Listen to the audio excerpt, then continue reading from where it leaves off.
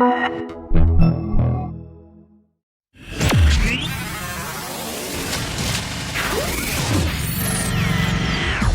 we're going to be showing you guys the Xbox One Media Remote. Now this is a really cool little device here. If you don't use your voice or use the Xbox One controller, you have to turn it on just to go through the menu, or you have to use your hand, which is really cumbersome and annoying. But this tiny little remote here, as you can see, comes with 2 AA batteries. We're just going to open this little sucker up right now. Got the bottom of this open, and you can see here, this is a really cool looking device. It has got a flat kind of rubberized finish to it. There's no shine.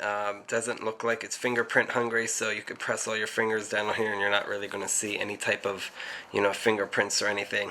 Now it's super duper basic and simple. It's light as a feather. Really sleek design. I really am impressed with this. It looks way better than it does in pictures. So we have a dedicated up and down, left, right button, and a middle button here for enter. We could press this button to go home. There's the same buttons on the remote here. You could have a dedicated back button. You have another menu button here, channel button, volume button. You could have a mute button, and then all your media controls here for play, pause, and all that good stuff. I don't know why it took so long for Xbox to really come out with something for this. It was really hard to find, and it wasn't available for quite a while.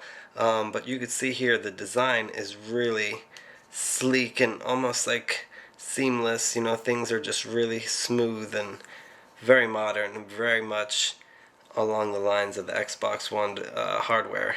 It fits in my hands really perfectly. It's very comfortable. There's no sharp edges, any of that crazy stuff that some remotes have with bubbles and stuff. You have this little mark here where it has the Xbox branding, and we'll see how the battery comes out. Pretty simple, it just pops right off. Now it uses 2 AAA. I actually said AA at first. I was wrong. You just pop them in here as you would do any other remote, and you're done. Pop this right back on here, and you're good to go. Now let's set it up to our Xbox and see how it works. The thing I hated about the last Xbox remote is you couldn't really see what buttons you were pressing when you were sitting in a dark room. For here, you really just have to tap something and the light turns right on, and not for a really long time. It has a really cool LED fade out, and you could just, do it just like a regular remote.